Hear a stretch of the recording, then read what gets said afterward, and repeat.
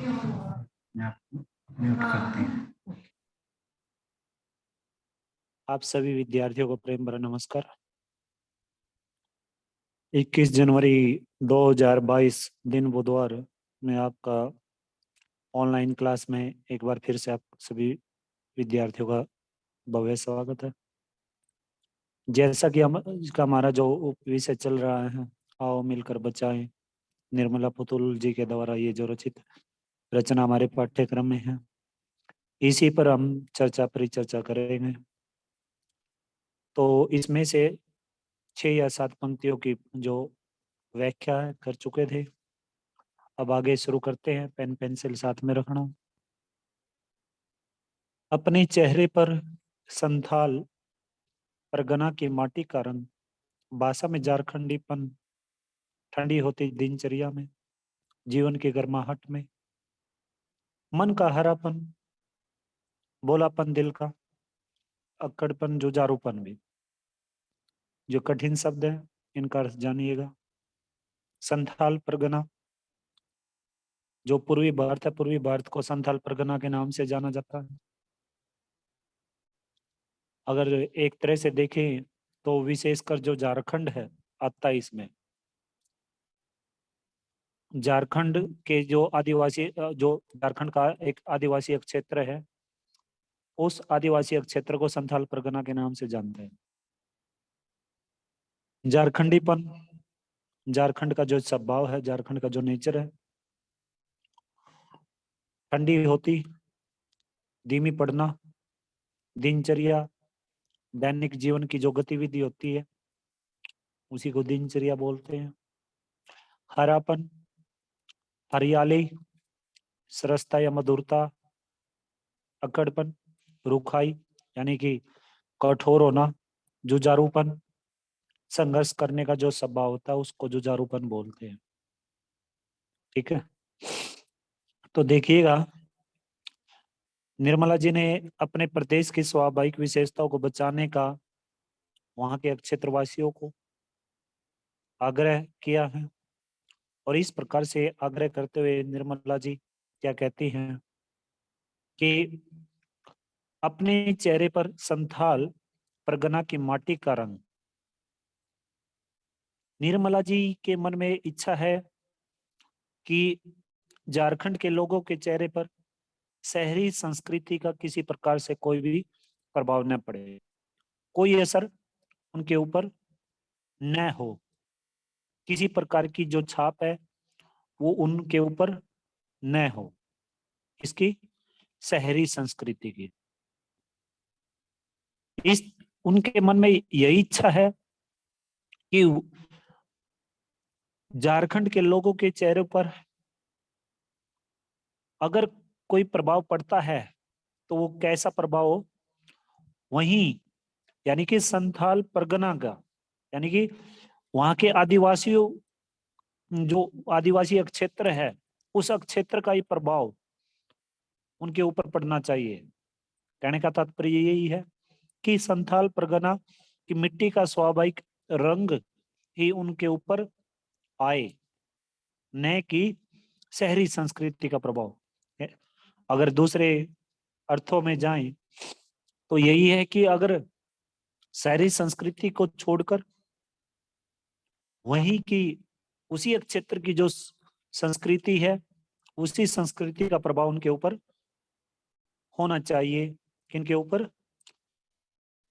झारखंड के लोगों के ऊपर। आशय यही है कि लोगों के व्यवहार में प्रादेशिक गुण अवश्य होने चाहिए।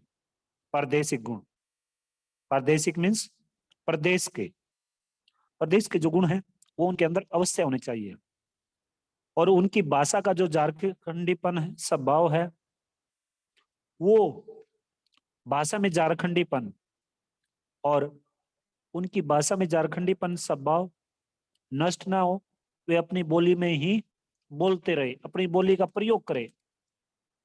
ठीक है, तो आगे देखिएगा, यहाँ पर अगर जो ये बात करें कि माटी का रंग, किस चीज का प्रतीक है? माटी का रंग जो निर्मला जी ने इस रूप में प्रयोग किया है कि संथाल क्षेत्र में रहने वाले आदिवासियों के विस्थापित होते जीवन, यानी कि उनका जो जीवन है वो धीरे धीरे क्या हो रहा है, उनका जीवन समाप्ति की ओर है, उनका जीवन समाप्ति की ओर है। और उस समाप्त होते जीवन को बचाने के लिए, उनके अस्तित्व की पहचान को बनाए रखने के लिए इसकी ओर उन्होंने संकेत किया है। निर्मला जी यही चाहती है कि संपूर्ण मानव जाति को प्रयास करना चाहिए ताकि आज होने वाला जो प्रकृति का विनाश है, प्रकृति में का जो विनाश है, उस विनाश को रोका जा सके और हमारे वन क्षेत्र सुरक्षित रह सके। इस तरह से वनों में रहने वाले संथाल क्षेत्र के आदिवासी समाज के लोगों की पहचान जिंदा रख सके और उनके चेहरों पर झलकता संथाल क्षेत्र की मिट्टी का रंग हमेशा बरकरार रहे। ठीक है भाई। तो माटी का रंग इस चीज का प्रतीक है। बात आती है भाषा में झारखंडीपन की, से क्या अभिप्राय है? भाषा में झारखंडीपन से अभिप्राय, भाषा में आए झारखंड प्रदेश के क्षेत्रीय प्रभाव से और क्षेत्रीय आधार पर भाषा का स्वरूप बदलता रहता है। इस तरह से भाषा में क्षेत्रीयता के गुण अपने आप ही शामिल होते जाते रहते हैं और यही क्षेत्रीयता का प्रभाव जातियों की पहचान बन जाता है। इस तरह से निर्मला जी यही चाहती है कि संथाल क्षेत्र में रहने वाले आदिवासी समाज की भाषा का झारखंडीपन बरकरार रखे और कवित्री मानव जाति से यही निवेदन करती है कि वे प्रकृति को विनाश से बचाए। प्रकृति के बचने से आदिवासी जातियों का अस्तित्व बचा रहेगा और उनकी भाषा का नवीन क्षेत्रीय रूप भी सुरक्षित रहेगा। इस तरह से कवित्री क्षेत्रीय भाषा और जातियों के अस्तित्व को बचाने की कोशिश करने का समाज को और वहां के समस्त समाज को और वहां के निवासियों को आग्रह करती है। ठीक है भाई। अब बात करें अगर इसमें अक्खड़पन और जुझारूपन की, अक्खड़पन और जुझारूपन, तो जुझारूपन क्या है? जुझारूपन किस चीज का संकेत करता है? जुझारूपन आने वाली समस्याओं से और वर्तमान दौर में जो समस्याएं वहां के लोगों के समक्ष आई है, उन समस्याओं को यानी कि उन समस्याओं से अच्छी भली भांति पूर्वक निपट सके, उनका निराकरण कर सके। एक तरह से अगर कहें तो कवित्री के कहने का तात्पर्य यही है, अक्खड़पन और जुझारूपन को बचाने की आवश्यकता। और उन्होंने क्यों बल दिया है? उन्होंने इस बात पर बल इसीलिए दिया क्योंकि दिल का बोलापन मानव को छल कपट से दूर कर देता है और दूर कर प्रेम और भाईचारे का जो जीवन है, जीवन जीने की, उसमें कई बार आप देखते भी हो कि जो भोले व्यक्ति होते हैं उनका ज्यादातर, जो चालाक व्यक्ति होते हैं, चालाक व्यक्ति उनका क्या करते हैं? भरपूर सदुपयोग करते हैं वो। ठीक है। तो इस तरह से कवित्री ने यही आग्रह किया है कि आपस में हमें एक दूसरे के प्रति प्रेम और भाईचारा निभाना चाहिए और हमारे स्वभाव में अक्खड़पन और जुझारूपन होना चाहिए ताकि हम पूरी लगन और मेहनत से एकत्रित होकर एक जो काम है, एक जो हमारा कर्म है, उस कर्म को बखूबी निभाए, उसे अच्छी प्रकार से करें। और कवित्री के मन की इच्छा है कि वो संथाल क्षेत्र में रहने वाले आदिवासी समाज के भोलेपन को बचाने के लिए तरह तरह के प्रयास करे, ताकि क्योंकि वहां के लोगों में अक्खड़पन भी है और जुझारूपन भी देखने को मिलता है। और कवित्री यही चाहती है कि इनके अंदर जो जारूपन है, ये जो इनकी विशेषता है, ये जो इनके गुण हैं, अक्खड़पन और जो जारूपन, ये खत्म ना हो जाए, समाप्त ना हो जाए, ये मिट ना जाए। क्योंकि इन्हीं गुणों की वजह से तो इन्हीं गुणों की वजह से तो ये जो झारखंड के निवासी है, ये झारखंड के निवासी पहचाने जाते हैं समस्त संसार में, समस्त भारत देश में। ठीक है, तो ये इसकी व्याख्या थी। अब आगे देखिएगा, विशेष के तौर पर अगर बात करें तो निर्मला जी ने बार बार संथाली समाज के प्रति चिंता व्यक्त की है। प्रसाद गुण की प्रधानता है और दृश्य बिंब की प्रधानता है। अगर बिंबों की बात करें तो दृश्य बिंब आ जाएगा। अगर रसों की बात करते हैं तो शांत रस का स्वाभाविक प्रयोग किया है कवित्री ने। और इस प्रकार से देश शब्दों का भी सुंदर प्रयोग किया है। उर्दू शब्दों के साथ साथ कवित्री ने देश शब्दों का तो सुंदर प्रयोग किया ही है। और इस प्रकार से ये उर्दू शब्दों का, देश शब्दों का जो मिश्रण किया है कवित्री ने, तो इस प्रकार के शब्दों के मिश्रण से कवित्री ने अपनी भाषा शैली को सरल, सहज और प्रवाहमय बना दिया है। ठीक है भाई। और अगर इसके अतिरिक्त भी आप अगर विशेष के तौर पे बात करना चाहते हो तो ये जो ठंडी होती दिनचर्या, ये किस चीज का प्रतीक बन जाएगी? ये आपके अंदर जो आपका जोश है, यानी कि जोश किसमें? झारखंड के निवासियों का, वो क्या है, धीरे धीरे समाप्त होता जा रहा है। ये एक तरह से ठंडी होती दिनचर्या उमंग उल्लास से शून्य ठहरे हुए जीवन का प्रतीक बन जाती है। ठीक है, आगे चलेंगे, ठंडी होती दिनचर्या से बढ़ेंगे आगे। ठीक है, भीतर की आग, अगर ये बार बार मैंने आपको बताया भी है कि माटी का रंग किस चीज का प्रतीक है? सांस्कृतिक विशेषता का प्रतीक है। ठंडी हुई दिनचर्या उमंग उत्साह के न होने का प्रतीक बन जाएगा। और ये जो काव्यांश है, ये न तो छंदबद्ध है और न ही तुकांत है, इनमें तुकों का प्रयोग है। केवल बाह प्रवाह के सारे कविता का में प्रभाव डाला है इन्होंने। और इस तरह से इस काव्यांश में ये सिर्फ अर्थ की लय है, अर्थ की लय है, न तो काव्यांश में गेय शैली है और न ही तुकात्मकता है, सिर्फ अर्थ की लय है। अधार्थ कहने का तात्पर्य ये है कि अर्थ के अनुसार गति और यति का बंधन है। अर्थ के अनुसार गति और यति का बंधन है। ये यति गति क्या होती है, ये कभी आपको समय मिलेगा तो ये बताऊंगा, क्योंकि ये सभी कुछ यति गति ये एक तरह से छंद के तत्व माने जाते हैं। ठीक है, तो आगे चलते हैं, आगे बढ़ते हैं। तीसरे पद पर देखिएगा, भीतर की आग, धनुष की डोरी, तीर का नुकीलापन, कुल्हाड़ी की धार, जंगल की ताजा हवा, नदियों की निर्मलता।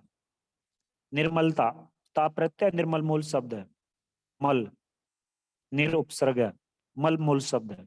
ठीक है, तो पहाड़ों का मौन, गीतों की धुन, मिट्टी का सौंदापन, फसलों की लहलाहट।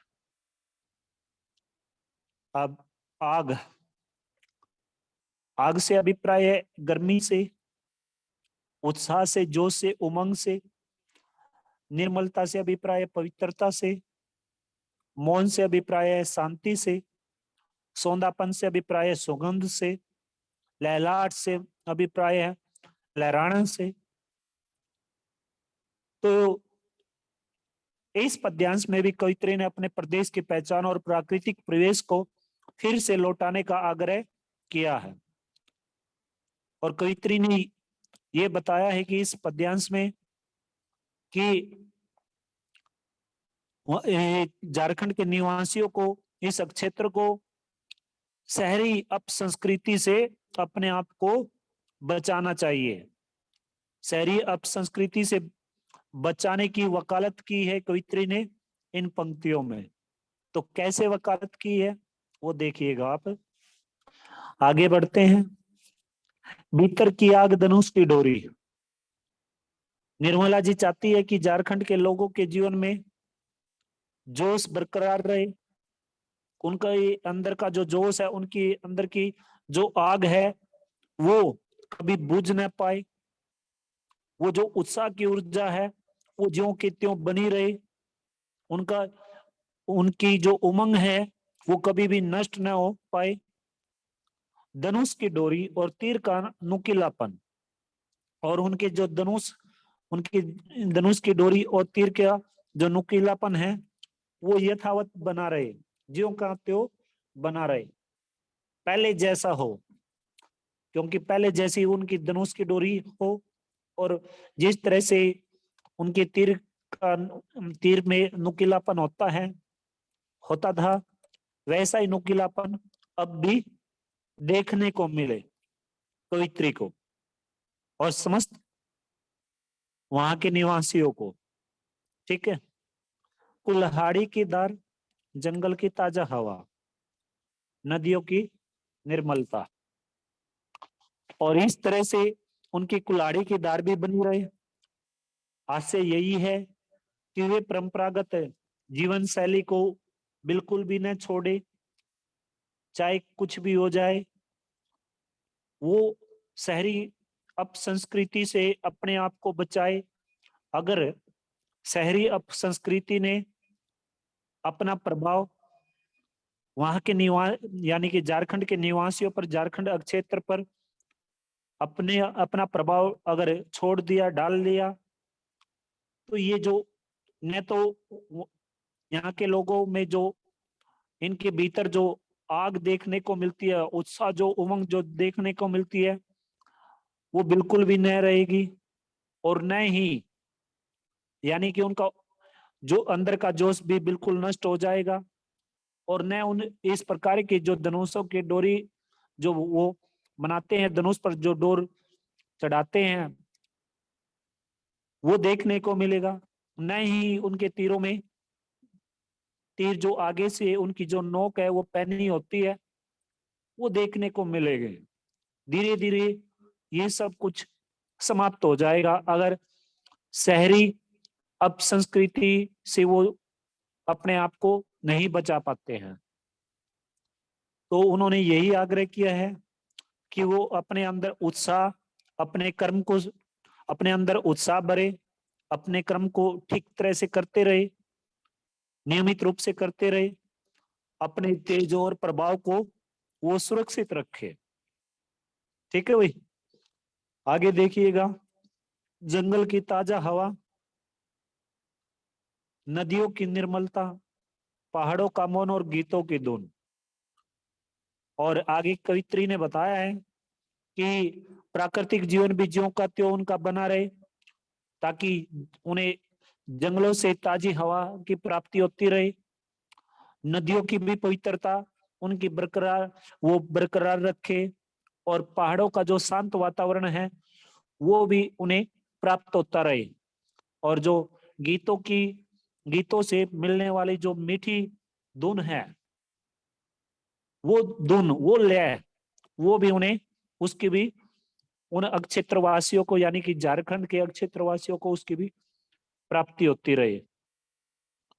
मिट्टी का सौंदापन और फसलों की लहलाट, और इस तरह से मिट्टी की स्वाभाविक सुगंध और लहलाती फसलें बीजों की त्यों वहां की बरकरार रहे, और उन पर शहरी जीवन का किसी प्रकार से कोई भी प्रभाव न पड़े, कोई असर उनके ऊपर न हो। न तो वहां की मिट्टी की जो सुगंध है, यानी कि वहां की मिट्टी पर किसी प्रकार से कोई प्रभाव पड़े शहरी अपसंस्कृति का, और न ही वहां की फसलों पर शहरी अपसंस्कृति का कोई प्रभाव पड़े। ठीक है भाई, ये इस पद्यांश की व्याख्या है। अब अगर आगे बढ़ते हैं तो आगे इसमें आप देखिएगा, कवित्री ने लोक जीवन की सहजता को बनाए रखने का आग्रह किया है, क्योंकि वहां के जो निवासी है वो धनुष बाण के लिए जाने जाते हैं, यही उनकी पहचान है। जो उनके अंदर की जो आग है और ये जो धनुष बाण है, इसी के लिए वो जाने जाते हैं, यही उनके लोक जीवन को, ताकि ये जो लोक जीवन है उनका, इस लोक जीवन के माध्यम से ही वो अपने ठीक तरह से गुजारा करते हैं, ठीक तरह से अपना जीवन व्यतीत करते रहते हैं। और इस लोक जीवन को लौटाने की कवित्री ने गुहार लगाई है अपने अक्षेत्र के निवासियों से। तीर का जो नुकीलापन है, कुल्हाड़ी की जो धार है, भीतर की जो आग है, तीनों संथाल वासियों की स्वाभाविक, यानी कि वहां के लोगों की स्फूर्ति, वहां के लोगों का तेज और वहां की प्रचंडता के प्रतीक है, ये वहां की जोश का प्रतीक है। और जो कुल्हाड़ी है, कुल्हाड़ी किस चीज की पहचान है? वहां के लोगों की मेहनत की पहचान है। ठीक है भाई, भीतर की आग की अगर बात करें, भीतर की आग यानी कि मन की तीव्र इच्छा, यानी कि मन में जो जोश है, उमंग है, उस चीज का प्रतीक है। और इस तरह से कवित्री पर्यावरण की स्वच्छता और निर्दोषता के भी प्रति सचेत लोगों को रखना चाहती है, ताकि वहां के जो पहाड़ों का जो शांत वातावरण है वो भी ज्यों का त्यों बरकरार रहे, मिट्टी की जो सुगंध है और वहां की जो लहलाती हुई फसलें हैं वो भी ज्यों की त्यों बरकरार रहे। और इस तरह से उनकी भाषा में आडंबरीपन अवश्य है, न उसमें तुकांत देखने को मिलता है, न छंदबद्ध, और न ही अलंकारों की भरमार देखने को मिलती है। अपितु इसमें है तो अभिव्यक्ति की सादगी है, अर्थ का प्रभाव है। और इस तरह से छोटे छोटे वाक्यांश पूरे वाक्य और प्राकृतिक बिंब को अपने में समेट लेते हैं, क्योंकि दृश्य बिंब का प्रयोग किया है कवित्री ने, छंद मुक्त कविता का प्रयोग किया है कवित्री ने, और प्रसाद गुण युक्त शब्दावली का सरल एवं सहज प्रयोग किया है कवित्री ने। यही सभी बातें आप काव्य सौंदर्य में, इसके विशेष में बता सकते हो।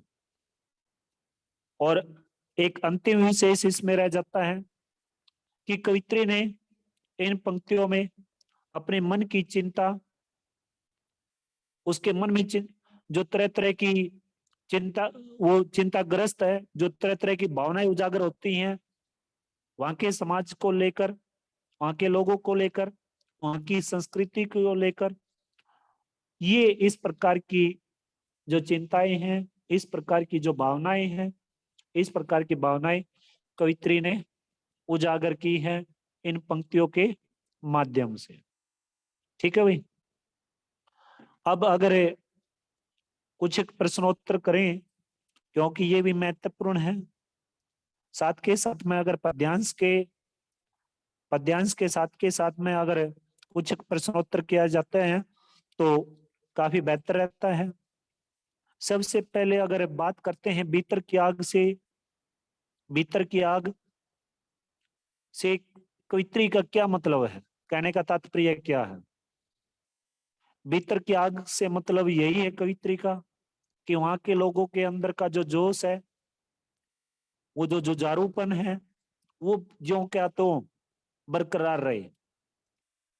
अपने इस जुझारूपन को, अपने इस उमंग को, अपने इस जोश को, अपने इस आंतरिक जोश को वो बिल्कुल भी शहरी अपसंस्कृति के प्रभाव से खत्म न करे, शहरी अपसंस्कृति का उनके जोश पर कोई प्रभाव न पड़े।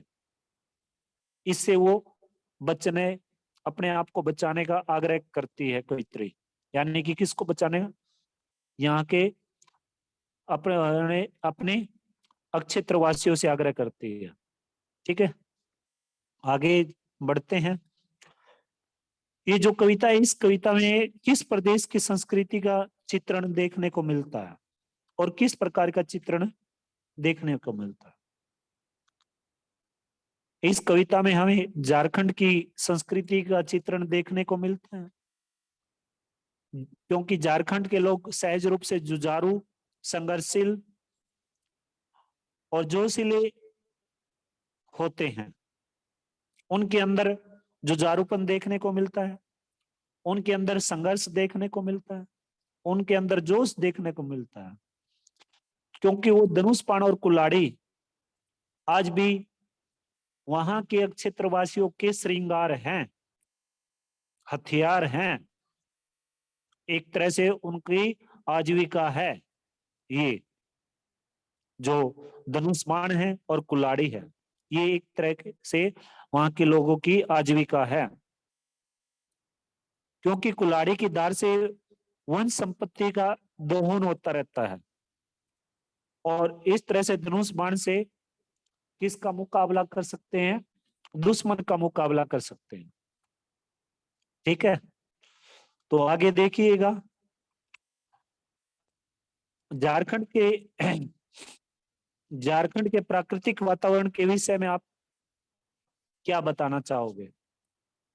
झारखंड में नदियों के शोर से गूंजते हुए जंगल हैं और यहाँ के पहाड़ है, पहाड़ भी आज भी बिल्कुल चुपचाप रहते हैं।